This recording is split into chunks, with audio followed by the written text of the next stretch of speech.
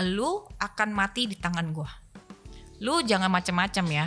Gue jalanin ini karena gue nggak mau lu lepas dari gue. Lu akan jadi babu gue seumur hidup lo. Oh jadi di leave ngegapinnya? Ya. Di divorce gara-gara mancing berarti ya? Iya dong. Bisa dibilang begitu sih. Gue udah bilang gue udah nggak mau kan. Jadi di pikiran gue refleks aja, kaki gue nendang mukanya dia. Papi jahat. Dia masih pukulin gue tuh. Gue masih begini. Muka gue masih dihajar kan bang gitu kan. Jadi lo harus ngelayanin gue. Lo tau itu jam 11 gue siuman, jam 3:30 kalau gak salah, dengan bagian mata gue ketutup, kita melakukan hubungan. Dia memaksa gue untuk melakukan hubungan.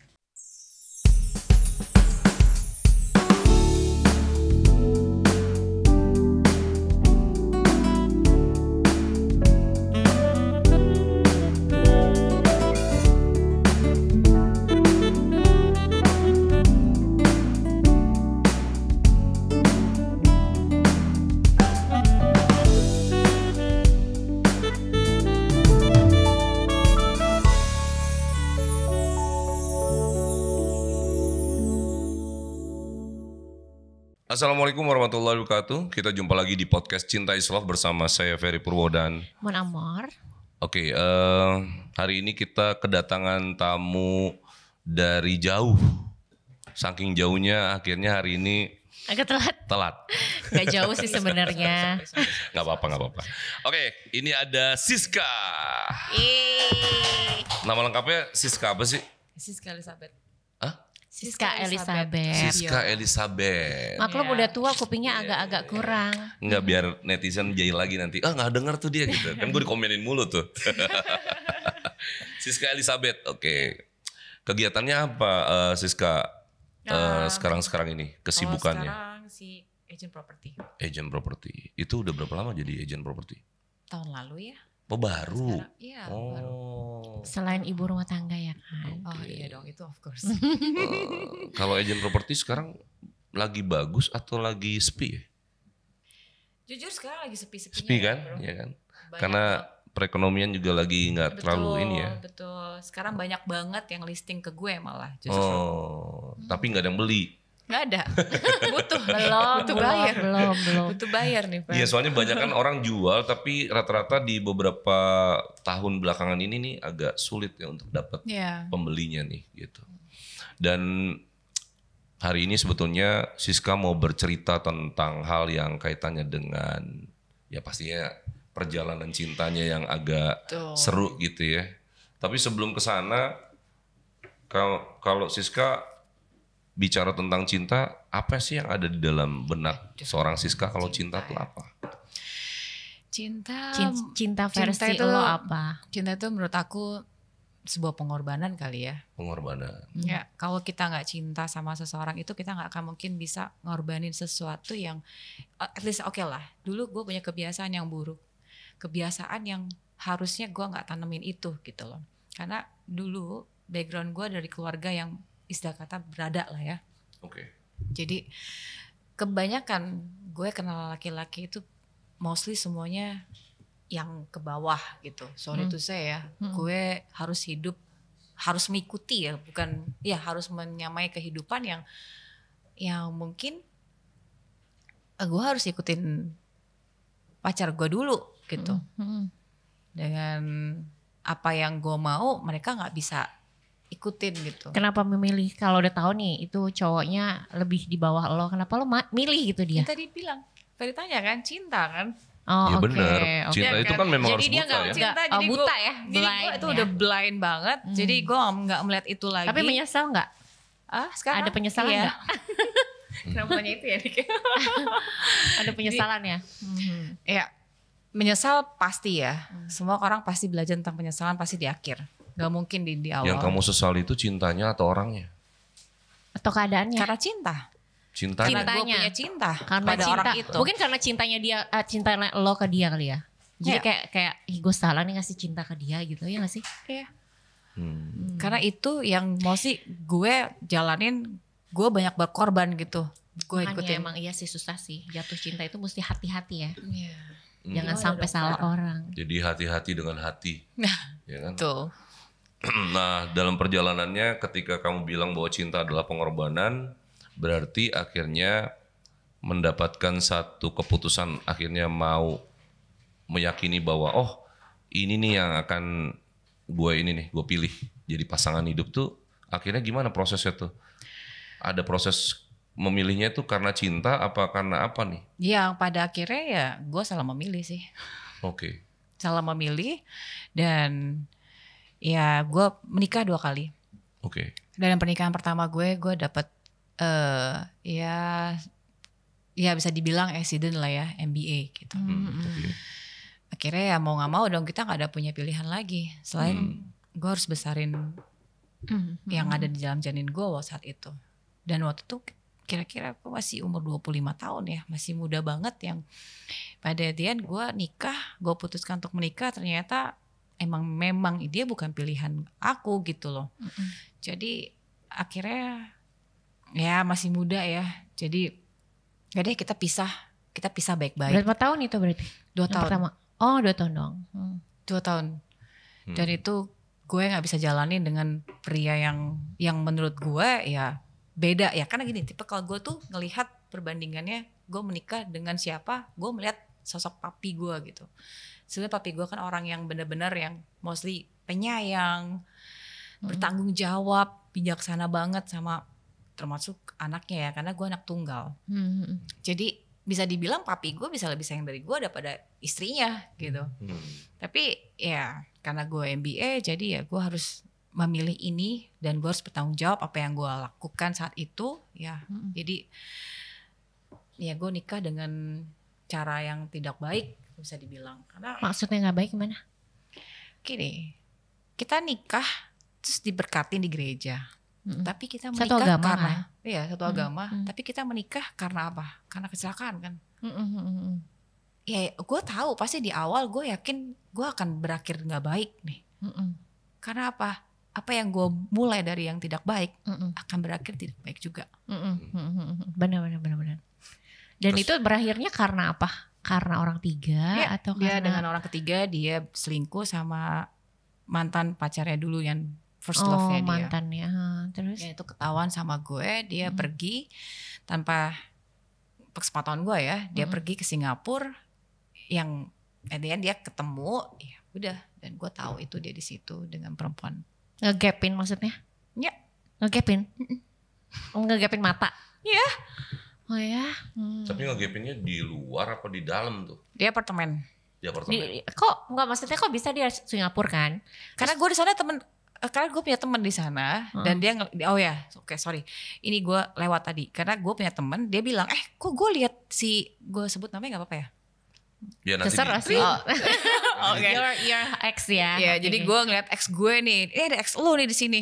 Serius lo? Iya dia emang di Singapura sih, tapi itu gue nggak tahu dia perjalanan bisnis nih, gue nggak tahu kalau misalkan dia sama perempuan loh. Itu berarti dapat dari orang lain informasi terus teman sekolah gue. Dan terus? Mungkin lo tahu juga. Okay. Akhirnya gue ngegapin dia, baru turun dari lift, ya udah gue lihat. Oh jadi di lift ngegapinnya? Ya. Pas lagi mau turun, ya itulah. Enggak saat itu mantan laki lo itu di Singapura, lo nya di mana? Kok bisa ke Singapura? Gue di Jakarta tetap. Terus kesana? Gue langsung terbang. Oh gue langsung terbang besoknya. Dan ketemu baru nyampe apartemennya, ketemu sama temen gue itu di lobi. Terus gue baru mau masuk ke apartemennya. Dia di apartemen itu kan di lantai 3 ada kayak coffee shop. Gue baru mau masuk lift, ketemu dia. Jeng. Oke. Sama cewek itu? Ya. Dan gue kenal cewek itu. Dan dia emang selalu ganggu gue waktu gue pacaran, waktu gue mau married. 2 hari sebelum married. Apa yang lo lakuin saat itu ketemu? Apa yang lo lakuin saat itu pas ketemu? Gue cuma bilang sama dia, pilih gue atau pilih dia, atau yang di kandungan gue. Gue kan lagi waktu itu masih itu udah married 8 bulan ya. Udah married udah dong? Nikah. Okay. Masih 8 bulan. 8 bulan terus ya lu pilih siapa? Berarti belum lahir aja udah begitu ya? Ya. Masalah. Ya. Gue speechless saat itu. Gue cuma bilang sama papi, udah deh gue gedein sendiri aja. Terus jawabannya apa? Waktu ngomong kayak gitu? Nggak, dia pilih gue. Tetap dia pilih gue. Ya, terus pulang saat itu sama dia atau gimana gak? Enggak, gue balik sendiri, dia masih perjalanan bisnis ya. Kan masih 3 hari lagi dia punya tiket pesawat. Gitu.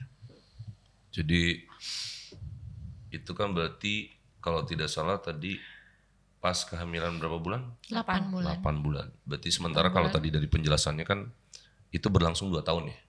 Ya dong 2 tahun. Berarti masih ada sisa sekitar 1 tahun. 1 tahun setengah lah ya. Ya, 1 tahun 4 bulan lah. 1 tahun 4 bulan. Nah itu dia kan memilih untuk balik tuh.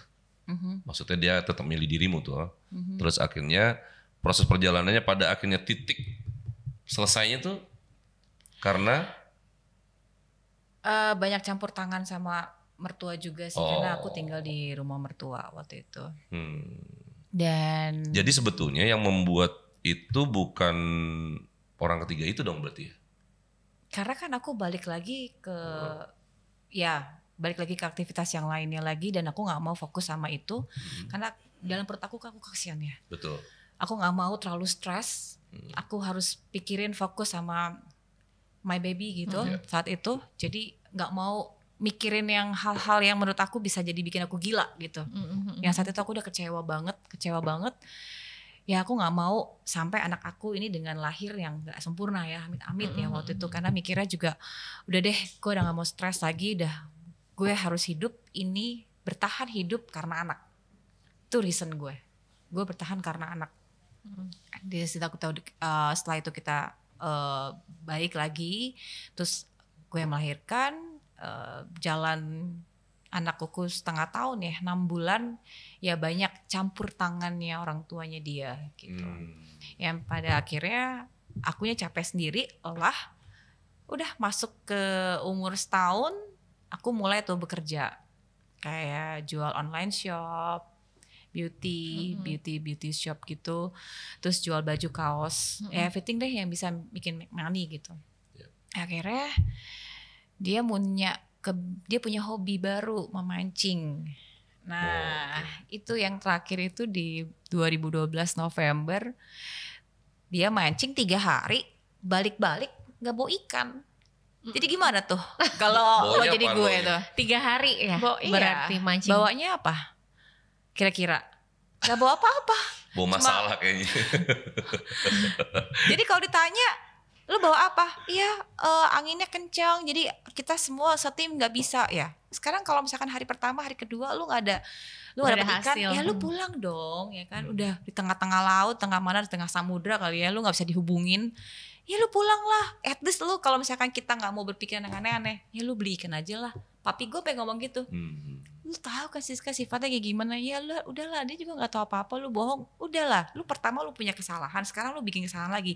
Jadi kayak kalau aku rasa nih, dia emang nggak mau lagi untuk nerusin hidup sama gue, ya mungkin lu ngomong aja gitu loh. Pas kita balik akhirnya kita ribut. Lu maunya apa sih? Gue bilang, ya gue gak ada mau apa-apa. Ya cuma lu pernah berpikiran lu selalu negatif. Oh iya, of course, karena lu sebelumnya udah pernah ngelakuin hal seperti ini. Dan di pikiran gue, mostly orang ya kebanyakan kalau misalkan punya kesalahan pasti kita maafin nih sekali, berbuat 2 kali, 3 kali dan seterusnya menurutku. Ada pertama, ada kedua, ada. Ya kan? Dan kalau dimaafin sekali ya ada maaf kedua. Karena ada perbuatan selanjutnya kan. Seterusnya kan. Gak akan mungkin bisa clear gitu. Jadi divorce gara-gara mancing berarti ya? Iya dong. Bisa dibilang begitu sih. Lucu juga buat judul tuh ntar. Jadi divorce-nya tuh bukan karena hal lain. Pihak ketiganya dari pihak ketiga udah lewat mancing ini kan. Udah pas kan. Udah pas. Terus yang mancing itu tahun sekarang gak? Gak ada sih. Cuma gue minta foto-fotonya. Oh gak ada di kameranya siapa dulu namanya gue lupa, temennya dia satu tim. Aku gak punya kameranya di dia. Sampai foto-fotonya ditunggu berapa seminggu atau berapa hari gak muncul juga. Oh ya udahlah. Terus akhirnya ketok palunya gimana tuh? Ketok palunya aku agak lama. Aku agak lama karena kan aku harus hak asuh anak kan. Ya kita bicara ini ya, kalau waktu pas aku divorce itu kan aku yang gugat.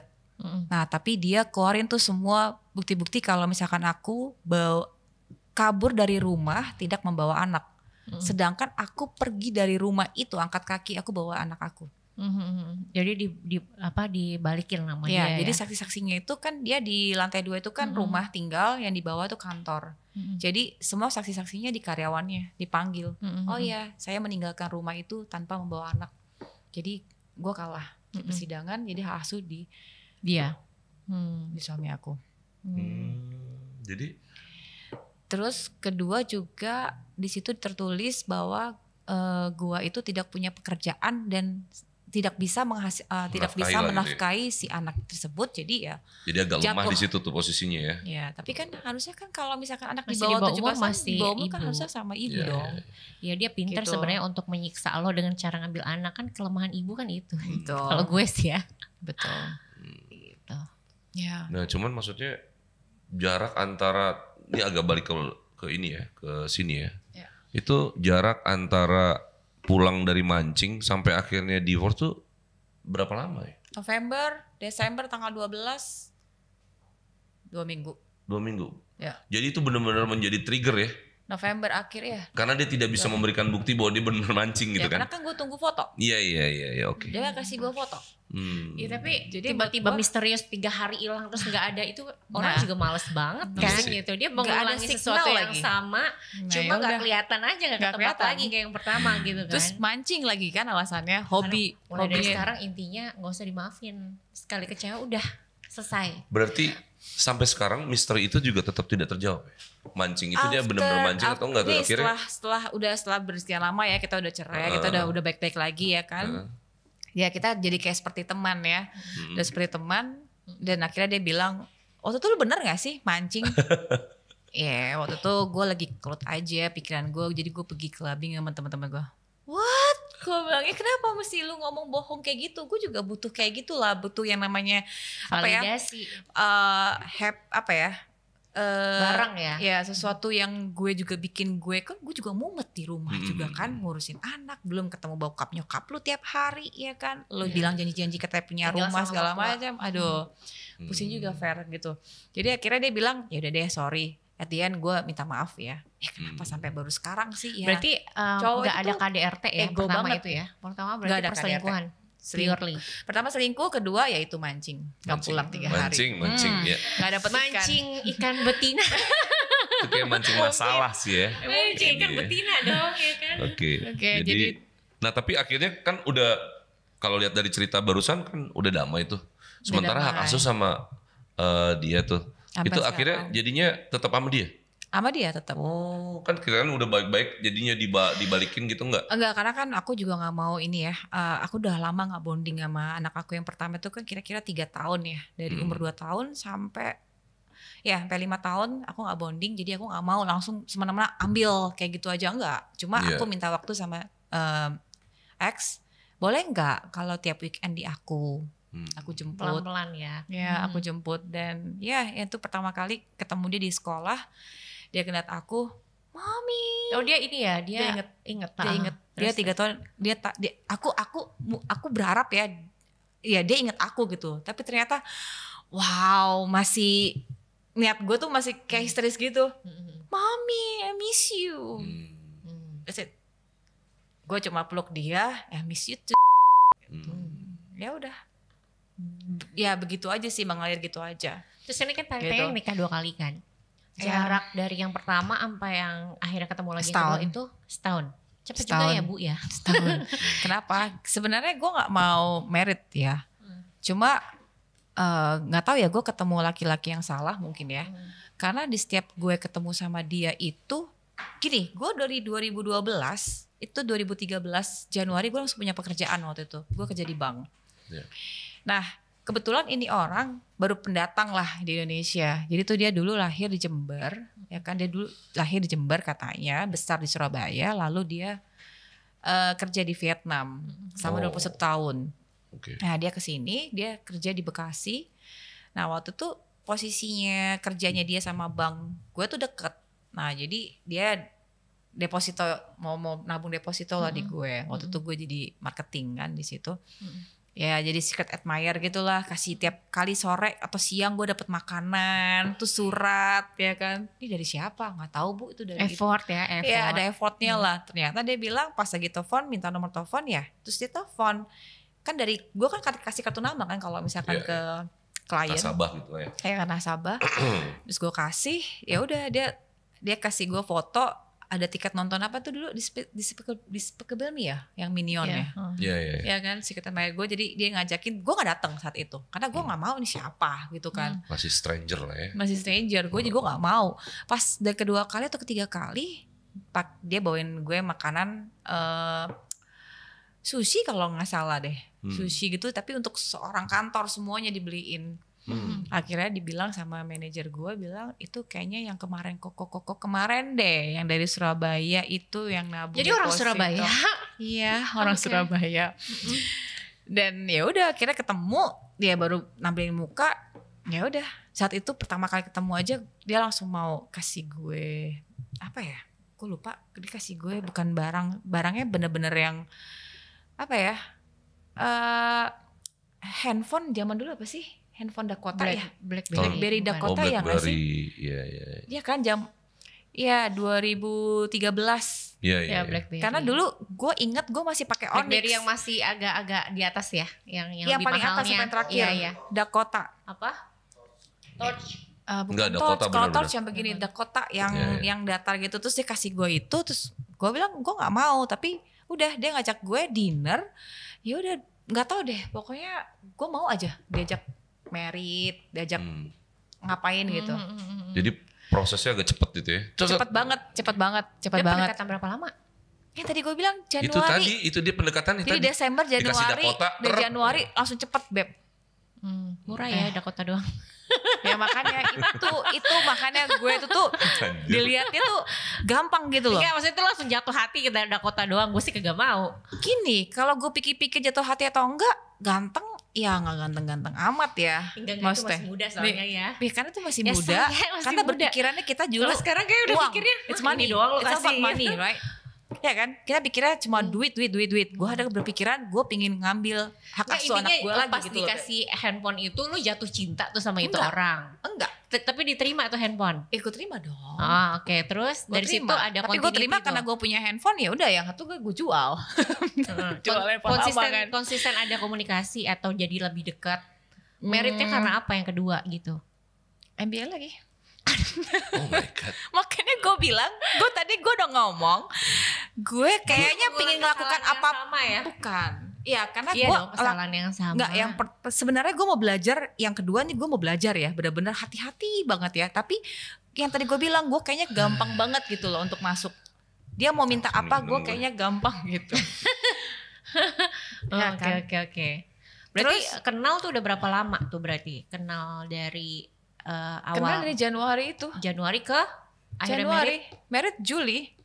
Oh 6 bulan. Oke, 5 bulan ya. Ya. Kenal benar-benar itu Januari. Kilat juga ya. Januari.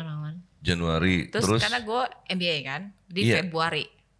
Accidentnya di Februari. Okay. Terus merit di Juli 2013. Tapi waktu itu nggak terjadi ini apa? Kan biasanya kalau lagi accident gitu dalam beberapa case yang gue tanganin tuh ada satu simpang siur kan. Nih kita mau lanjutin apa-apa gitu. Waktu itu ada diskusian kayak gitu. Emang dilanjutin aja gitu. Lanjut aja, lancar-lancar aja. Gitu. Jadi dirimu juga misalnya nggak memilih untuk apa gue ini nih. Oh enggak, gini. Waktu pas gue udah decide gue bilang gue nikah itu kan Februari. Terus gue ke Kediri waktu itu, gue ingat gue ke Kediri akhir Februari itu gue makan durian kan, gue lupa kalau gue lagi hamil. Itu nggak tahu atau udah tahu kan? Itu tahu. Udah tahu tapi lupa gitu kan? Karena gue mau ke tempat rumahnya dia, ke orang tuanya dia di Jember. Masih mau tahu sih dari Januari kenal, hamilnya tuh kapan? Februari. Oh cepet ya. Februari. Ya Februari. Kilat banget. Dari Februari ya, itu gue hamil, terus makanya di situ gue mau ke Jember, gue mampirlah ke tempat cecenya dulu di Kediri. Nah itu cecenya kasih gue durian yang satu pickup gitu loh. Satu pickup dia kasih gue. Banyak dong satu pickup. Makanya gue makan itu sampai mungkin ada 10 atau 11 gitu. Okay. Something deh, pokoknya gue lupa. Malam-malam ya udah terjadilah itu keluar. Hah? Jadi keluar anaknya. Oh, berarti bukan MBA dong. Tunggu dulu. Oke, lanjut. Nah, Udah kan? Keluar tuh di keguguran lah ya. Keguguran. Karena bleeding kan waktu itu. Bleeding terus kuret di Kediri. Terus gue jalan tuh ke Surabaya. Ya udah kan dibilang dokter off dulu nih sampai 3 bulan nggak boleh melakukan itu. Emang bandel kan ya, karena pikir masih muda ya kan. Tuh laki gue juga emang masih on-onnya ya kan. Akhirnya ya begitu lagi, berbuat lagi kayak gitu ya. Gue tuh nggak tahu kenapa ya, kayaknya gampang banget untuk hamil mungkin ya. Iya. Ada yang begitu kok. Iya, terus akhirnya hamil lagi. Jarak berapa lama tuh dari Kurep? Itu cuma paling 5 hari. Perjalanan ke Surabaya, perjalanan ke Jember dari Kediri kan tuh cepet. Cuma 4 jam. Dari Kurep 5 hari. Terus hamil lagi. Gue hamil lagi hari kelima atau hari ke-6 gue lupa. Enggak, dari 5 hari beneran dari ya karena gue ingat dari Kediri, abis Kediri gue recovery 3 hari di rumah cece-nya. Hari ke-4-nya gue ke Jember, terus gue nyampe pagi kan, terus hari kelimanya ya ngingong ya kan, in the morning call gitu. Enggak, maksudnya melakukan apa hamil lagi? Ya melakukan doang kan. Tapi terus berarti hamilnya bulan depannya gitu. Hamilnya enggak dong, hamilnya gue pokoknya harusnya itu saat itu kan masih bleeding kan kalau abis kuret kan. Iya, makanya itu masih bleeding ya. Nah masih bleeding, tapi pas bulan depan itu gue tes, gue positif. Enggak, pas lagi melakukan itu bukannya itu masih bleeding? Iya. Masih bleeding lakuin. Bleeding. Iya. Lalu kucing ya beneran ya. Fiksi lu kayak kucing. Terus ya udah akhirnya hamil. Nah dari situ Maret, jadi tuh April ngejalanin tuh jadi. Ya udah karena gue jadi ya gue terusin nikah. Gitu. Oh ya, sebelum gue married itu 5 hari atau 4 hari dia ketahuan selingkuh sama gue. Sebelum menikah nih? Ya. Jadi waktu itu dia kan di apartemen, gue tinggal di rumah nyokap bokap. Dia waktu itu sakit, dia bilang sakit ya kalau nggak salah. Terus kita panggil Koko Meme kan. Meh, Koko sakit nih, Koko minta dong tolong Meme kesini. Saat itu aku lagi sibuk-sibuknya ya, soalnya lagi di Jakarta, lagi ketemu nasabah. Kira-kira aku pulang jam 10:30. Saya bilang udah deh Mem, nanti aku kirimin obat aja ya. Kok gimana? Sorry aku orderin makanan aja. Dia tuh selesai. Sampai rumah gue jam 10:30-an. Mobil bokap gue nggak dipakai, itu deh gue langsung jalan ke apartemen. Gue pikir gue mau lihat aja nih cowok gue lagi ngapain. Gue at least gue ada effort lah, gue kasihan kan lihat dia sakit seharian, gue nggak ada perhatian buat dia. Gue datang, gue ketok-ketok, lama nggak dibuka-buka. Gue telepon, handphonenya masuk di dalam, ya kan suaranya ada nih. Gue gedor pakai kaki, lu di mana kok? Buka pintunya, gue bilang. Terus dia nggak ada jawab apa-apa. Gue telepon security bawah. Gue suruh naik ke atas, suruh gue jebolin tuh pintu. Ada dong, lagi sama cewek di situ. Dan ini yang kedua kalinya gue ngeliat langsung gitu. Lagi ngapain? Masa gue buka di sini? Yang pasti nggak ada, cuma di dalam selimut aja, Beb. Gitu. Udah tahu lah ya kalau di dalam selimut. Jadi ya udah gue bilang cincin gue lempar ke muka dia, gue lempar gini. Akhirnya udah kita done. Gue udah nggak mau lagi.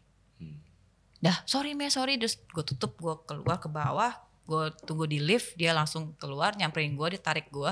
Kalau Meme mau putusin sama Koko sekarang juga, Koko akan ya bilang bunuh diri lah segala macam. Dia memang sebelumnya emang udah pernah bunuh diri, mencoba ada bekas diri ya jadi ya itu kan memang mungkin kerjanya dia begitu kali ya, ditolak sama perempuan dia bunuh diri kali ya. Gue bilang ini Koko nih udah buktiin begini-begini ya. Itu kan cerita lu dulu, gue udah gak mau dengerin drama lu. Gue bilang sorry tuh gue gak mau. Ini percaya gak percaya ya, dia peluk gue kayak langsung ngelupain itu yang hilang gitu. Ya fair. Itu gue lupa blas sama sekali apa yang dia lakuin buat gue. Terus dia kasih gue cincin baru, beliin besoknya dia kasih gue cincin baru, diamond tuh Frank Enko yang di Sumarekon Bekasi. Dia beliin gue yang 48 juta, gue masih inget. Diamondnya gede gitu kan. Dia bilang gue gak bisa dibeli pakai itu. Terus akhirnya kalau gue udah pulang, kalau gak ada, gue kesel. Gue cerita sama bokap nyokap, gue masih cerita. Tapi pada saat nanti dia datang, dia peluk gue, beda lagi. Sampai nyokap ya? Ya mending lo ada nyokap gue deh kesini deh. Nyokap gue pasti bilang, lu ya aneh ya, kemarin lu nangis-nangis lu bilang gak mau lagi sama si lu kenapa sekarang lu pergi lagi, lu nonton, bisa pergi nonton terus beli mobil. Dibeliin mobil waktu itu Mazda CX, gue inget banget, cash loh. Jadi ya itu gak tahu deh, percaya gak percaya tuh, pasti ada black magic di antara itu, mungkin. Ya dong, fair. Pasti kan di sini kan banyak banget, mostly orang pasti bakal ada yang ngalamin yang kayak gue. Iya. Dan itu udah nih merit dong. Ya akhirnya kan? merit. Terus ya mau gak mau gue harus berapa lama sama yang kedua? 5 tahun. Oke. 5 tahun. Terus ya di perjalanan itu banyak banget cobaan yang gue alami. Dari yang mau yang dari mana nih, country mana nih, mau dari Australia ada, dari Amerika ada. Ini siapa nih dia? Ya selingkuhnya banyak. Tapi emang iya sih ya, kalau cowok tuh udah ketahuan sekali selingkuh, mau tetap married sama dia atau tetap pacaran, dia akan ngulang juga gitu loh. Kamu tahu gak sih yang dia dan aku temuin di apartemen dia gitu. Ya itu, oh ya karena MBA ya. Gue bilang bukan tadi kan black dia bilang dia luluh terus kayaknya. Oke. Ini kalau misalkan aku bicara sampai terakhir nih, ada berujungnya yang aku dulu awalnya nggak percaya. Tapi sekarang yang aku alamin emang bener-bener itu ada Nick. Itu bener-bener boleh diceritain, boleh kok, ini open banget. Itu bener-bener real. Sebelum ke sana, sebelum ke ujung. Nah ini kan tadi dibilang 5 tahun pernikahan tuh ya. Iya. Nah itu awal-awal masih so it's good kayak waktu dia mau ngambil kamu lagi, atau emang udah parah juga langsung tuh? Belum kelihatan, Fer. Belum kelihatan. Yang kelihatan tadi itu yang sebelum merit itu, sebelum dia ketahuan kan. Narik lagi kita nih. Nah, abis itu aku udah nggak mikir lagi di situ gitu loh. Aku udah nggak mikir apa yang aku lalui itu tuh nggak ada pokoknya di pikiran aku. Iya, itu hilang aja. Itu sampai berapa lama akhirnya situasinya mulai gonjang-ganjing lagi tuh? Anak yang waktu lahir yang anak kedua itu anak pertama ya dari dia itu dia selingkuh. Sama siapa? Sama istrinya, mantan istrinya. Mantan ex-wife-nya. Mantan istrinya. Jadi dia selingkuh sama mantan, gue merinding loh. Sama mantan istrinya. Sakit kayaknya deh. Itu karena aku tahu dia lagi keluar, lagi beli makanan untuk aku lagi kepingin makanan apa ya waktu itu di Pondok Indah. Oh, itu lagi hamil juga? Enggak, habis lahiran di rumah sakit Pondok Indah waktu itu. Handphone dia ketinggalan. Dret. Aku iseng kan baca, aku buka. Siapa namanya? Ya namanya istrinya. Dia say dear, dia bilang gitu, pakai bahasa Inggris ya, yang pasti intinya dia bilang kamu kapan balik ke Vietnam. Intinya di situ dia bilang dia kayak kontrak beb, jadi dia menceraikan si istrinya pakai kontrak, jadi dia kasih 1 miliar supaya si tahu ini tanda tangan perceraian. Jadi dia bilang di situ kapan balik, ini udah mau setahun. Lu bilang kan cuma setahun untuk tinggal di Indonesia dan lo mau nikahin itu karena dia hamil, bertanggung jawab. Nah, gue butuh duit lagi, jadi si istrinya ini minta uang lagi. Kalau lo mau extend lagi dengan perjanjian ini, ya lo bayar gue lagi dong. Nah, dengan berkelut apalah, pokoknya laki gue ngomong sepinter-pinternya lah. Nah itu pakai bahasa Vietnam, gue gak ngerti waktu itu. Nah pas dia balik antar gue makanan, gue bilang langsung, dia siapa? Gue bilang, oh iya. Jadi dia hapus yang English tadi yang padahal gue udah baca, tapi dia kasih gue unjuk yang Vietnam. Gue bilang gue udah baca kok. Dia bilang lo kenapa buat kayak gini? Ya udah lah Me, Koko ini kan dulu kan punya istri bla bla bla bla ya. Waktu itu saat itu kan Meme juga hamil. Ya Koko masih punya istri. Sedangkan waktu itu dia ngomongnya udah 3 tahun divorce, 3 tahun dia single. Tapi dia ternyata punya istri ya, kira kebuka lah semua. At the time gue tahu semua gimana, tapi udah kalau dia udah peluk gue terus dia ngajak doa, dia buka Alkitab loh, pakai Alkitab loh, baca apa, peluk gue ya luluh lagi, hilang lagi, gitu. Ada ya kayak gitu? Percaya nggak sih kayak hal-hal kayak gitu kan sebenarnya? Ya nanti kita dulu. Oh gitu ya. Kan kita nanya mumpung masih fresh, jadi kamu mungkin bisa sedikit jelasin karena ini kan lagi lewat ceritanya. Intinya gitu. Memang ada. Jadi kalau dia berarti memakai caranya memang pakai kayak setengah agak ini sih sebetulnya tuh. Kayak semacam kayak apa ya? Pengasihan bukan sih kayak gitu? Bukan pengasihan. Jadi saya nggak mau bilang itu hipnotis ya, tapi bukan hipnotis loh, bukan. Oh, iya. Tapi kayak semacam ilmu yang pada tapi akhirnya. Tapi semacam ya? Iya semacam. Karena kalau gue dipeluk langsung hilang. Iya gitu. jadi dihilangkan sesaat sebetulnya sesaat. Karena pada saat nanti tertentu itu bisa tertrigger lagi, muncul lagi. Betul. Nah jadi dia memang pada saat itu kalau saya nganggapnya itu kayak gendam lah sebetulnya. Jadi kayak gendam gitu. Jadi dirimu kayak bener-bener masuk ke irama permainannya dia jadinya.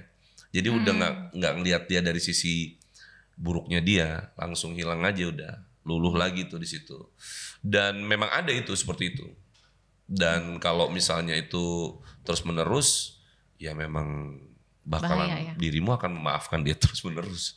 Iya. Tapi merasa nggak sih lo? Merasa pada saat tapi nggak berdarah biasanya kalau orang kayak gitu.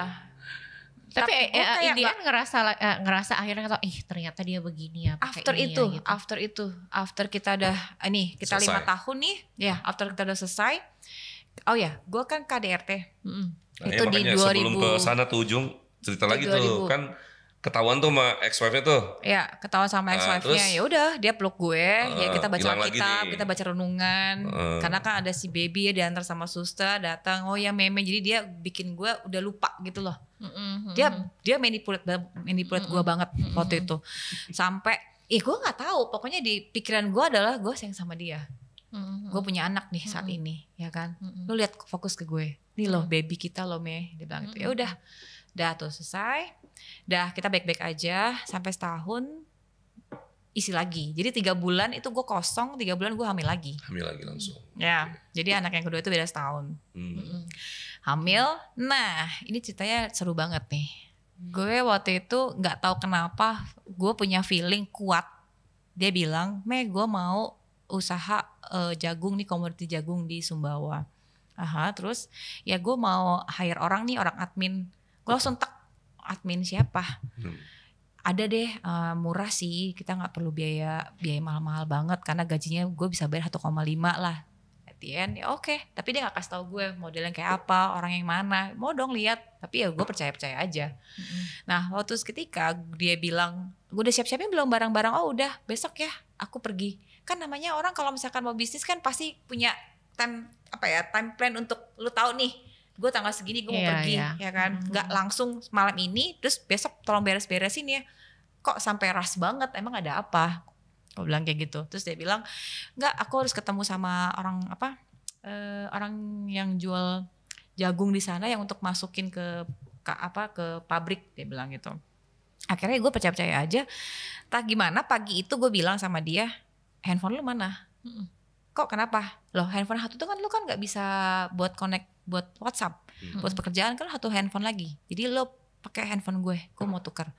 Gak bisa Me, ini Koko mau pakai nanti di sana untuk ya kerjaannya Koko tuh banyak banget. Jadi Koko harus pakai ini untuk foto-foto. Enggak, tukar. Untungnya dia nurut. Gue langsung ambil. Gue udah gak tukar-tukar SIM card loh. Langsung nomor gue pakai dia, nomor dia gue pakai. Baru selang cuma 15 menit deh, apa 10 menit gue lupa. Ting tong, cewek keluar namanya. Dia bilang, kok udah sampai mana? Udah di McD ya, gue inget banget tuh. Gue langsung, tuh dari rumah gue ke McD tuh dulu gue di. Oh, Bekasi sono ya? Iya. Jadi itu cuma, apa aja gue 3 kilo doang. Gue samper langsung naik, lagi hamil tuh. Naik mobil, gue samperin tuh cewek lagi beli makanan buat di airport lah ya. Dia preman tau. Dari SMA preman. Keren kan. Terus jadi gue ketemu, udah. Lu tahu dia balik badan, hamil bro. Hah? Oh my god. Terus jadi itu perempuan yang gue lihat waktu gue mau merit. Oh gila, gue merinding sumpah demi apa. Jadi dia datang ke meritan lo? Enggak dong.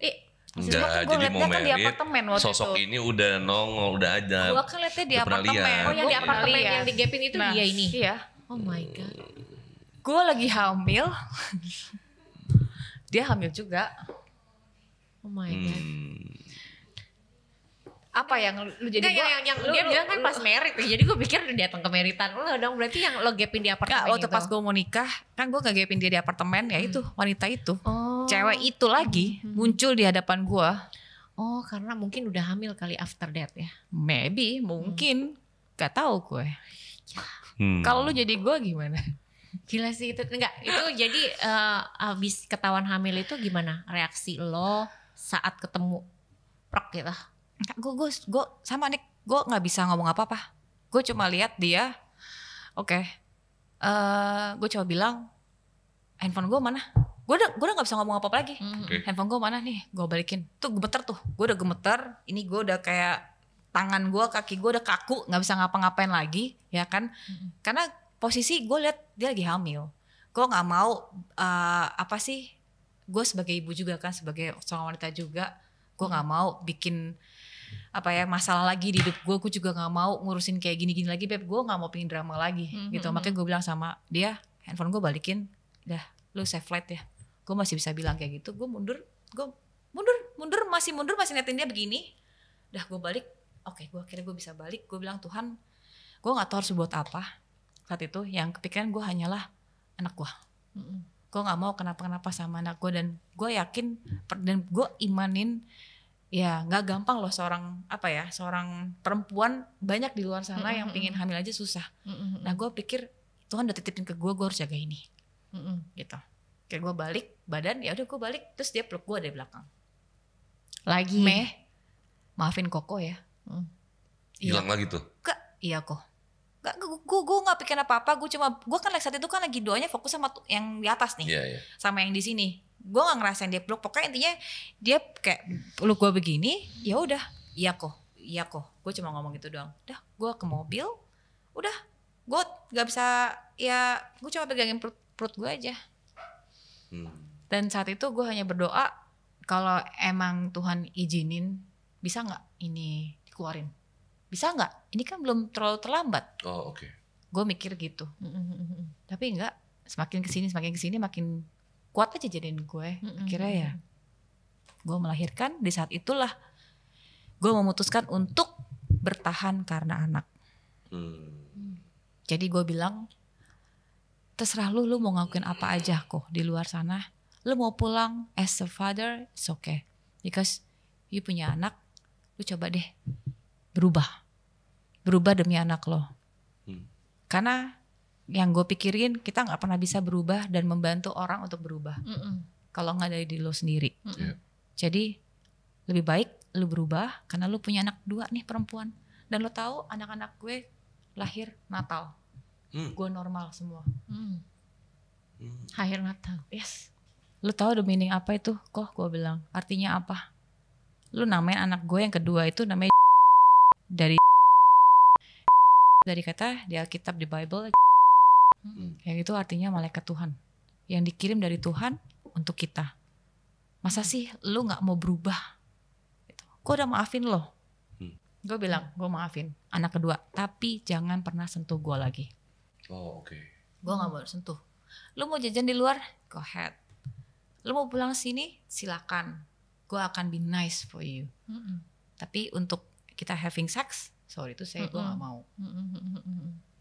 Itu berjalan dari 2015 lahiran. Untungnya dia gak meluk lo lagi terus dia lupa lo ya. Dia peluk gue masih. Tapi sekarang udah gak lupa, gak jadi memaafkan lagi gitu. Hah? Gue udah mengampuni sekarang. Bukan kan? Nggak, waktu sekarang. dia. Waktu itu. Kan dia, you punya komit nih. Iya waktu itu gue udah maafin dia. Pokoknya gue maafin dia. You kan punya komit nih. Pokoknya lo gak boleh nyentuh lagi gue ya. Kan misalnya dia peluk lagi terus lupa lagi kan. Bisa aja begitu kan. Nah tapi yang kali itu gak terjadi. Enggak terjadi karena kan dia di Sumbawa. Oh. Dia balik lagi Sumbawa. Jadi dia 1 minggu di Jakarta. Oh jadi dia gak di sini. Dia gak ngelakuin pelukan itu juga. Enggak. Karena kan udah ada si kali udah dibawa ke Sumbawa mungkin. Ya kan kita gak tahu. Karena dia udah ya mungkin sama si dia pulang. Pokoknya itu yang aku inget dari 2015 lahir 16, 17. Nah 17 awal itu tiba-tiba dia pulang, datang bilang begini, Meh, gue butuh investor nih. Dia bilang untuk gue expand, gue mau beli tanah di sana di Sumbawa karena murah, bla bla bla. Ya dari mana duit ya kan? Karena betulan kan waktu itu kan papi saya juga kena stroke kan. Jadi udah nggak bisa lagi untuk aktivitas untuk kerja. Dia bilang ya hanya rumah yang kita punya. Gue bilang ya udah deh rumah aja yang diwarisin sama bokap kasih gue. Ya gak bisa lah, dia bilang, itu kan buat bokap gue tinggal. Lu bisa bayar apa kayak apa, sedangkan lu gak punya uang saat itu untuk puterin. Gak ada. Akhirnya ya udah, gue masukin lah rumah itu jadi dijaminkan ke bank. Ya rumah yang bokap gue warisin ke gue. Yang saat itu juga bokap gue masih tinggal di situ. Akhirnya gue masukin, keluarlah uang. Dan itu semua uang dia yang pegang. Itu Februari 2017. Nah ini yang terakhir September 2017 itu Februari. Januari 2018 bokap gue meninggal. Ya, bokap gue meninggal. Di situ laki gue bilang, pas lagi mau ayah makam nih ya, 3 hari ya, gue udah gak ada duit lagi nih Meh. Kalau misalkan Meme berkenan, rumah yang kita tinggalin sama anak-anak aja ya masukin lagi ke bank. Kita karena kok abis bayar pemakaman papi kita nggak punya duit lagi loh. Maksudnya apa kok? Gue bilang, gimana caranya ntar lu bayar? Gue bilang, gue ada deh, gue ada spare, nanti kita jual truk di sana. Akhirnya gue nggak mikir panjang saat itu, gue langsung masukin, gue agunin lagi ke bank di BPR waktu itu, keluar lagi duit cair itu sekitar 2,2 sekitar, potong sama notaris lah bla bla bla. Pokoknya kalau bisa dibilang total dia pegang uang cash itu 3,8 M dari rumah yang pertama dan rumah kedua. Dan itu gue nggak dikasih sepeser pun. Dia yang bayar tagihan mobil, dia yang bayar pakai kartu kredit, pakai sekolahnya anak-anak pakai kartu kredit. Jadi gue nggak sepeser apapun, gue nggak dapet itu di September. Yang waktu yang aku masukin loan yang kedua itu September di tanggal 20. Nah di tanggal 20 itu nunggu cair uang sekitar 5 harian ya, uang cair. Habis itu udah ya malam itu kejadiannya waktu untungnya nih. Masih ada untung. Masih untung karena kita tinggal di Indonesia ya. Coba kalau di luar gak ada untung nih. Untungnya gue lagi tidur di rumah nyokap nih, nginep nih sama anak-anak, gue ajak kan nginep di rumah nyokap. Terus abis itu kejadian lah pagi-pagi jam 5:30 pokoknya matahari udah masuk, pokoknya di jendela tuh udah terang tuh jam 6-an ya kalau di sini ya. Jam 6-an ya. Ya udah dia mau berusaha untuk mau hubungan sama gue. Oh oke. Ya kan gue udah bilang gue udah gak mau kan. Jadi di pikiran gue refleks aja, kaki gue nendang mukanya dia. Saat itu anak gue yang di sebelah gue tuh umur berapa ya? Dia 4 tahun ya. Dia umur 4 tahun apa 3 tahun setengah gitu. Dia begitu dia emosi. Langsung dia cek gue pakai tangan kiri. Ya udah dia hajar gue.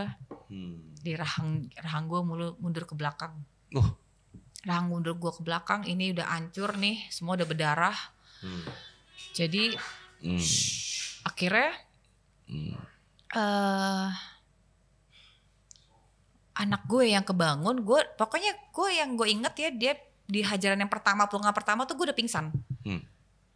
Oh iya, gue dimimpin sama papi gue datang untuk panggil gue, nama gue Siska panggil gue. Akhirnya gue bangun, anak gue nangis. Mami. Terus dia ngeliat gue beginiin. Terus yang seingat gue dia ngomong, papi jahat. Dia masih pukulin gue tuh. Gue masih begini. Muka gue masih dihajar ke bang gitu kan. Akhirnya dia langsung, aduh Joy, sorry Ce, papi jahat Joy. Nah, kayak gitu loh, kayak kesurupan gitu loh. Tapi dia langsung gendong anak gue turun ke bawah. Gue berusaha untuk bangun tuh. Gue bangun untuk keluar kamar. Gue jalan cepet-cepet kan mau ke arah tangga. Dia turunin anak gue. Dia kasih anak gue ke nyokap. Dia naik lagi. Dia masih nyekek gue dong. Naik gak lo ke kamar? Terus karena dia teriak begitu. Karena dia baru kasih anak gue ke nyokap. Nyokap gue keluar. Ngeliat gue giniin aja ke liatin muka gue ke bawah tangga kan. Jadi lihat nyokap gue langsung, apa-apaan nih penganiayaan. Langsung keluar. Minta bantu dari Pak RT sama security waktu itu datang. Udah saat itu gue udah lupa. Gue bangun itu hari keempat. Jadi sempat koma gitu. Ya, gue koma 3 hari. Hari keempat pagi jam 10 dokternya bilang, ibu ini kita di ruang operasi. ibu mau dilakukan tindakan operasi. Itu gue nggak bisa ngomong karena ini gue inget gue pakai selang, makan gue dari selang masuk di sini. Jadi gue bilang, dok ini gue kenapa ya? Dia bilang, ibu baru siuman nih, ini udah hari keempat kita operasi ya. Dia bilang supaya ibu bisa makan lagi. Kenapa dok? Gue udah ngomong aja cacah-cacah. Sampai si dokter itu, Bu pegang tangan gue, saya siap kalau ibu pingin panggil saya di pengadilan nanti, saya siap. Saksi ya? Saksi. Loh gue belum ngomong apa-apa loh. Loh kenapa dok? Emang dokter saya tahu ini KDRT. Ibu pasti dipukulin. Karena si suami ibu bilangnya bahwa ibu kecelakaan. Kan gak mungkin kecelakaan cuma di muka doang. Dari dokternya, dari pihak dokter yang lain yang bius gue, yang nanganin gue itu semua berdoa. Satu di ruang operasi doain buat gue. Itu sempat operasi? Gue operasi say ininya. Oh yang rahang mundur itu? Ya. Karena kan ini rahang gue udah mundur ke sini, ke tengah sini. My God, gila merinding. Jadi gigi lo udah nggak berbentuk, mulut lo udah masuk ke sini, bibir masih di sini ya. Tapi gigi itu semua rahang udah mundur ke belakang. Iya, gue ingat sih pernah lo ngomong kayak gitu. Cuma ini detail kan gitu. Ya. Gitu. Jadi. Nah, pada saat itu si suami di mana? Masih di rumah sakit? Di rumah sakit temenin gue. Oh tapi dia nggak kabur ya? Psikopat banget ya. Oke. Dia nggak kabur. Terus udah selesai operasi nih. Siuman itu jam, aku inget suster masuk mau kasih painkiller. Nah dia bilang sama aku, Bu ada mau butuh apa nggak? Udah bisa makan belum? Aku bilang masih kelengan nggak, masih mual nggak? Oh enggak sus. Jadi udah baik lagi nih. Cuma nih kok sakit ya sus ya, iya kita suntik ya painkiller. Terus aku kan nggak bisa lihat muka jelas nih, matanya belum bisa lihat kan, masih ketutup sama kasa gitu ya. Sus, suami saya mana ya? Lagi di luar. Ada telepon nggak di situ samping? Saya mau telepon dong. Terus dia nyari mana ya? Kok nggak ada telepon ya? Waduh, saya cari dulu ya Bu ya. Jadi telepon rumah sakit tuh nggak ada. Jadi diumpetin sama dia. Ada handphone nggak sus? Nggak ada Bu, dia bilang. Terus gue dengar kayak ada suara kaki. Udah stop ya sus ya, jangan ngomong apa-apa. Ya oke.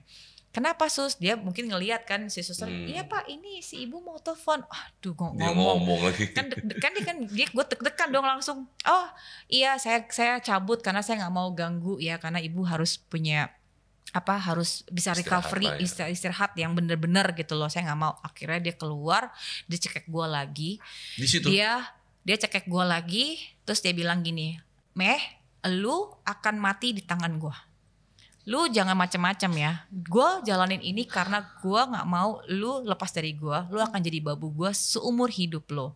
Dia jadi ternyata selama ini dia dendam sama bokap gue. Dia dendam sama bokap gue. Akhirnya bokap gue udah nggak ada. Ya udah. Lo jadi pelampiasan. Jadi gue pelampiasannya.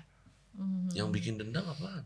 Karena bokap ya gini. Jadi sebagian itu yang di tanah di Sumbawa itu ada beberapa bokap punya saham di situ. Nah namanya orang tua kan, kita kalau ngomong ke anak kan ceplos-ceplos ya, nggak boleh gini ya, namanya orang ya udah tua ya, mungkin ya gue lebih tahu dari lu kali, cuma kan namanya kita ya kayak lu deh gitu kan ya. Sama kalau orang tua lu masih oke lah, tapi kan mertua lu mungkin ya, kalau mertua lu sosok pinter kayak gimana pasti kan lu punya pikiran sendiri, enggak yang lebih baik pikiran gue gitu kan. Tapi kadang kan orang tua nggak bisa digituin, nggak bisa dibilang enggak, tapi dia tetap ya oke pap kayak gitu. Jadi selama ini dia naruh dendam. Yang kedua, lu tuh punya apa sekarang? Bokap lu udah nggak ada, ya kan? Rumah juga udah nggak ada. Lu harus bergantung sama gue sekarang. Terus gue masih ketutup tuh. Gila ya kok, gue bilang itu kan rumah bokap. Yang gue tinggalin gimana? Lu bisa bayar nggak? Tenang aja, lu kan jadi babu gue nanti. Lu akan kerja sama gue di Sumbawa. Jadi lo harus ngelayanin gue. Lo tau? Itu jam 11 gue siuman, jam 3:30 kalau nggak salah, kan ada azan tuh ya kalau misal di Bekasi, kayak dekat di Bekasi itu masjid kan, jadi ya pokoknya ada azan itu, terus dia udah dengan bagian mata gue ketutup, kita melakukan hubungan, dia memaksa gue untuk melakukan hubungan. Lu bisa bayangin gak sih? Di rumah sakit itu? Hah? Di rumah sakit? Gila sih dia ini gak berhenti sumpah. Terus yang di pikiran gue saat itu ya udah gue harus bersikap baik, gue tunggu recovery gue sampai gue selesai. Akhirnya gue udah bertekad gue akan ninggalin dia, kalau gimana pun gitu. Akhirnya gue recovery sama sebulan ya waktu itu. Gue anak gue di rumah nyokap, gue masih di rumah gue yang di Tambun. Jadi dia nganter sekolah anak-anak, jadi gue dikunciin dari luar, jadi gue nggak bisa keluar, jadi handphone nggak ada, telepon rumah juga nggak ada, jadi gue dikunciin dari luar. Ya udah gue tetap kayak biasa, gue masakin buat dia, terus tiap malam gue harus ngelayanin dia gitu. Tapi dengan tekanan ya itu pasti kan? Iya banget. Tekanan iya. Gue cuma pengen kabur di saat itu. Gue nggak punya handphone, jadi handphone semua diambil. Gak ada apa-apa yang gue bisa kontak ke nyokap gue juga nggak bisa. Jadi dalam 1 bulan ya, jadi dalam sebulan itu gue nggak ada ketemu anak gue, nggak tahu kabar anak-anak gue. Jadi anak-anak gue ditaruh di rumah mama waktu itu. Selesai dia percaya sama gue, sebulan dia bilang, Mek, yuk ketemu anak-anak, siap-siap. Oh ya oke. Siap-siap, gue pakai jam tangan yang mewah, yang gue pakai itu yang paling mahal. Pokoknya gue saat itu memang gue pikir gue udah mau kabur, karena gue nggak punya apa-apa. Duit gue juga nggak tahu ATM gue di mana, ya kan, handphone gue nggak tahu di mana, ya kan. Gue cuma bawa apa yang gue pegang waktu itu, jam tangan sama cincin, gelang gue pakai. Dia tanya, kenapa Meme pakai begitu? Oh nggak apa-apa, kan udah lama nih nggak keluar nih, pingin dong bergaya, cuma ke mall doang kok. Ya udah sih, kenapa sih sekarang aku mau bersihin ini. Dia ambil tuh cincin, nggak perlu bawa-bawa beginian. Ayo, what? Gue bilang. Jadi gue sampai ini aja gue nggak boleh bawa. Sedangkan itu emas yang itu kan punya gue semua. Gue nggak boleh bawa. Ya udah, gue amanin. Ya gue pegang.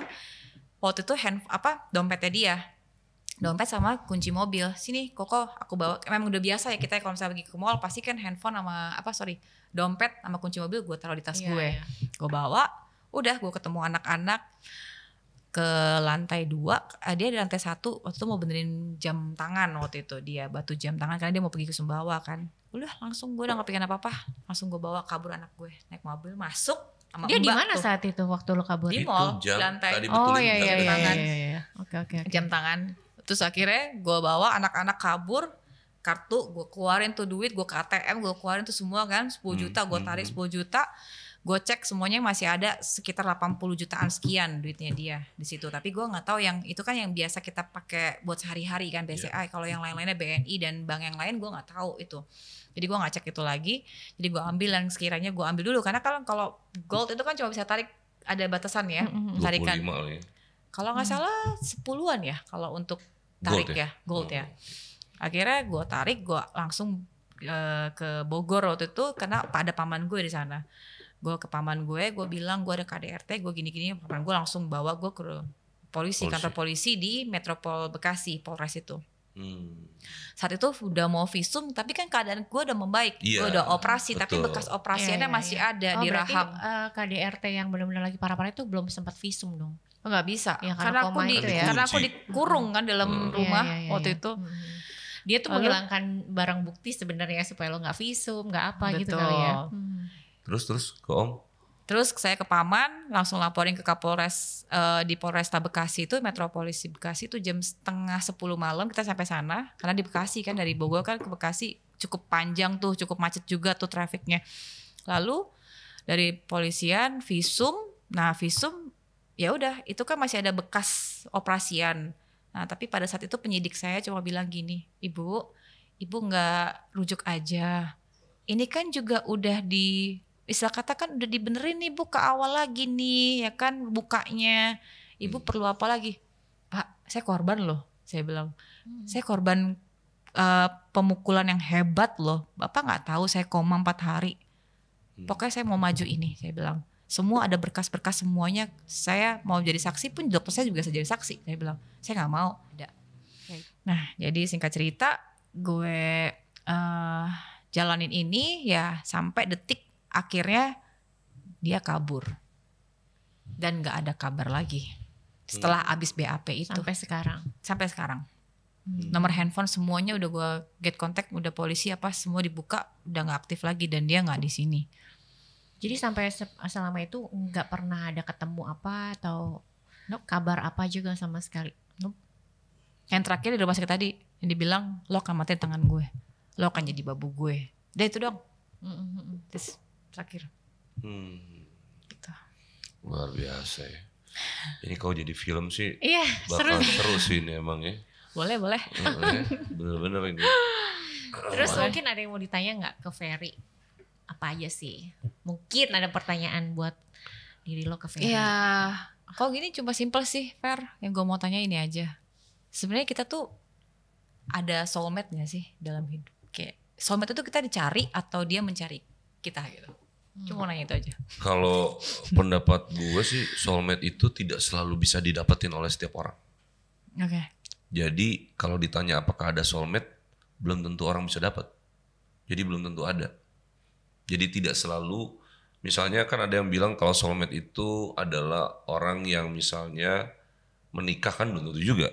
Belum tentu yang dinikahin itu adalah soulmate kita juga. Kadang-kadang yang tidak kita nikahi itu juga bisa adalah soulmate kita. Tapi makanya kalau menurut gue nggak selalu kita dapetin tuh soulmate. Gitu. Jadi kalau ditanya secara pendapat gue sih, apakah soulmate itu ada? Ada, tapi nggak semuanya orang dapat. Gitu. Karena belum tentu yang kita berjalan bersama pun itu soulmate-nya kita. Gitu. Ada apa tuh soal kenapa pertanyaan ada soulmate? Ya karena gue mencari itu gitu loh. Mencari. Karena jadi selama ini yang gue jalanin ini, gue sebenarnya bingung antara gue suka atau cinta. Tapi kayaknya di batas suka aja. Tapi kalau cinta, jujur, gue nggak ngerasain itu gitu loh. Dari awal yang dari awal gue pernikahan, gue cinta. Tapi ya bisa dibilang, ya gue nggak sayang amat gitu loh. Apa sih maksudnya pikiran kita bertanya, lu cinta gak sama gue? Lo sayang gak? Nah itu yang pertanyaan yang sampai sekarang gue masih bingung. Gue gak bisa membandingkan antara cinta dan sayang. Tapi gue selalu bilang, gue sayang lo. Tapi lu cinta gak? Banyak kan mostly kayak gitu. Laki-laki, lu cinta gak? Ya gue sayang, tapi cinta apa sih bedanya sama lo? Kan sama, kalau misalkan Inggris kita bilang I love you artinya apa? Kan sama kan, aku sayang kamu, aku cinta kamu. Jadi perbedaan yang cinta tuh bagi gue tuh gak ada. Jadi gue merasa orang kebanyakan mau sih pikir, lovebird nih, soulmate kita ya kan. Tapi gue ngerasa gue belum pernah ngerasain itu gitu loh. Kenapa sih orang-orang itu banyak yang udah ngerasain seperti itu gitu. Tapi merasa dicintai pernah dong? Gak tahu Beb. Jadi belum pernah merasa karena dicintai. Karena kebanyakan juga kecewa ya gue ya. Kebanyakan gue kecewa. Sih. Dari story-nya kayaknya gak dicintai ya. Tapi kalau lihat dari kisahnya, gue kok ngerasa memang orang yang datang itu di saat dan waktunya yang tepat. Tapi tidak tepat buat dirimu. Ngerti gak? Karena prosesnya semua cepat tuh. Gak ada yang berproses agak panjang terus gimana gitu. Kalau yang pertama panjang, kita pacaran kita 3 tahun. Akhirnya kita putus, ya itu juga karena dia selingkuh, ya kan, putus. Dan kita ketemu lagi ya di klub. Ya waktu itu di klub, ya udah akhirnya ya udah terjadilah itu tadi. Ya, tapi artinya dalam konteks ketika kita bicara tentang membangun satu masa depan gitu, itu kan nggak ada tuh, karena semua tiba-tiba terjadi accident itu. Jadi kita tidak punya plan gitu. Nah biasanya kan ada satu plan yang kita bangun, baru nanti akhir itu nikah. Nah baru kan itu lebih solid gitu. Nah ini kan nggak ada nih. Nggak ada. Gitu. Triggernya selalu dari accident. Jadi saya ngeliat waktunya buat yang datang itu memang tepat, tapi buat kitanya nggak tepat gitu. Gitu selalu nggak tepat nih situasinya nih. Dan untungnya lagi dirimu bukan termasuk orang yang berpikir untuk tidak meneruskan. Kan ada beberapa yang gue gak mau terusin karena ini gak jelas nih. Ada yang begitu beberapa ya. Jadi dia berpikir daripada nanti kesian juga situasinya. Nah akhirnya memutuskan untuk tidak dilanjutkan misalnya kehamilannya. Nah lo tidak memilih itu posisinya kan. Lo tetap terusin. Nah ini yang sebetulnya menarik sih. Artinya memang di sini ada satu sisi lu punya kesadaran bahwa ini nggak bisa karena mungkin ada satu responsible secara pribadi bahwa ini tetap harus diterusin. Kan ada orang yang nggak mau gitu. Nah itu menurut gue sih nilai yang nggak bisa karena semua orang dapat tuh. Ya karena gue berpikir anak gue lahir gue nggak mau dong nggak ada ayah. Iya betul. Gue nggak mau anak gue kekurangan gitu. Pas saat dia bisa ngomong ya kan, first apa sih yang dia bisa ucapin? Mama, kalau nggak papa. Dan gue mau itu kehadiran ya kedua orang tuanya. Sosok itu pastinya, ada. Ya kan? Karena apa yang gue berikan belum tentu sama dengan apa yang diberikan seorang ayah. Tetap walau gimana pun figurnya anak itu need the father gitu loh. Jadi gue merasa gue bertahan, makanya kenapa tadi gue selalu bilang gue bertahan demi anak-anak. Gue nggak pernah peduli apa yang harus gue jalanin kemudian hari tentang guanya, nggak. Karena gue percaya masalah ini datang buat apa sih? Buat kita menjadi hebat kan. Wanita tuh jarang loh jadi wanita hebat. Tapi gue yakin, gue percaya masalah ini datang itu karena gue mau jadikan sesuatu yang hebat mungkin ke depannya. Mungkin kita akan naik satu langkah demi langkah ya kan. Kita akan mau diangkat, kita nggak tahu. You never knows gitu. Jadi makanya gue jalanin. Ya itu yang tadi gue bilang, gue percaya dan gue punya iman akan itu. Ya itu. Jadi dirimu ternyata memang di situasi-situasi tertentu yang sebetulnya bagi banyak orang ini kan ya mungkin sesuatu yang sangat tidak di luar nalar lah. Tapi kan dirimu masih mempertahankan hal-hal yang dianggap sangat religius tadi. Nah itu sebetulnya nilai plusnya tuh. Karena ada orang pokoknya nggak mau memperjuangkan lah anaknya ini untuk jadi, apalagi dengan situasi kayak gini gitu kan. Tapi memang ke depan entah kenapa ya, ngebaca dari petnya hidupnya tuh situasi-situasi ini masih sangat akan bisa ditemuin lagi. Makanya gimana caranya bisa gak nih pelajaran-pelajaran ini benar-benar dijadikan satu pelajaran yang tidak boleh untuk diulangin lagi tuh situasinya. Karena entah juga kenapa ada satu sisi weakness gitu di dalam dirimu tuh yang kadang-kadang itu dia secara spontan bisa mengalir begitu aja secara cepat dan itu nggak bisa dikendalikan tanpa disadari memang gitu. Kadang kita pengen nolak tapi di situ sisi itu tidak bisa kita lakukan, akhirnya kita nggak berdaya akhirnya ketika kita masuk dalam situasi itu. Nah itu yang mesti kayaknya ke depan harus gimana caranya untuk bisa mengendalikan itu sih. Nah saya nggak tahu ya, biasanya orang-orang seperti ini cenderung dia harusnya butuh semacam orang yang bisa berbagi sharing sebelum dia membuat keputusan. Nah biasanya jarang nih yang diajak sharing nih. Biasanya dia ngambil keputusan itu sendiri gitu. Nah ini waktu itu ada sharing atau memang ambil keputusan sendiri sih? Keputusan sendiri. Iya kan. Pasti, nah sebetulnya ada weakness di situ pernah tuh. Ada. Gitu. Ya. Supaya ada dari semacam helikopter view ya. Yang lihatnya dari sisi lebih objektif. Kadang-kadang kalau di situ kan kita udah langsung, ya namanya juga situasinya sangat cepat ya. Jadi udahlah berpikirnya juga cepat aja gitu. Nah, itu yang kadang-kadang sulit untuk kita kendalikan memang. Tapi apapun sih ini cerita gokil sih asli. Karena memang kan situasi-situasinya agak bener-bener di luar perkiraan gue. Apalagi ya tadi soal KDRT itu kacau itu sih, kacau banget gitu. Tapi apapun ini bisa jadi pelajaran ya buat kita semua lah untuk apa ya, ini kan kejadiannya 2 kali walaupun buat gue sih dua-duanya KDRT. Karena dalam konteks sekarang di hukum itu perselingkuhan juga dianggap KDRT. Ya kan? Jadi yang pertama itu sebetulnya juga KDRT tapi beda lah. Tapi tidak dalam konteks kekerasan fisik kira. Kalau yang kedua kan memang terjadi itu. Dan di hamil juga ya, kondisi hamil juga kan ngegapinnya itu. Nah, itu sempat ya 2 kali. Itu dan sama KDRT lagi. Aduh. Oke. Jadi tuh kalau itu jadi namanya nasib apa takdir, Fer? Kalau gue lebih cenderung ini lebih ke pilihan yang berubah menjadi memang itu sudah ketetapan. Jalan hidup gitu. Jadi takdir gitu yang memang udah harus aku laluin. Jalannya seperti ini gitu. Gue lebih cenderung ini pilihan sih. Pilihan. Kan tadi gue bilang ada beberapa case yang dia lebih memilih untuk tidak meneruskan. Ada kan. Memang akhirnya ada yang dikorbanin. Selalu akan ada yang dikorbanin sih kan. Misalnya dia harus melakukan menggugurkan kandungan misalnya. Walaupun sebetulnya itu juga tidak oke kan, bukan pilihan yang oke juga. Tapi kan intian gue hamil lagi tuh. Nah itu ya, dia. Bener kan? Makanya itu pilihan kan. Itu kan berarti Tuhan mengizinkan gue atau apa itu kalau misalnya konteksnya ada langsung ke religion nih.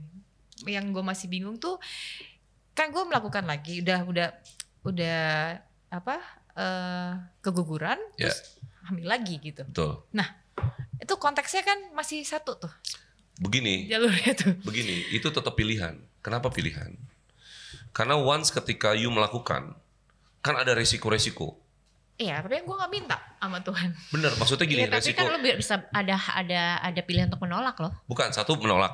Ya. Bisa pakai pengaman. Ya. Jadi itu pilihan. Banyak, ya itu sebenarnya dari diri kita kan, juga kan sih. you tidak mau pilih itu. Jadi tetap aja main Jadi ini gak bisa aja. dari Tuhan juga. Sebenarnya kita punya self defense untuk kayak gue gak mau ngelakuin atau kita ngelakuin pakai pengaman gitu. Maksudnya ngejaga nih dari yang kemarin-kemarin ya.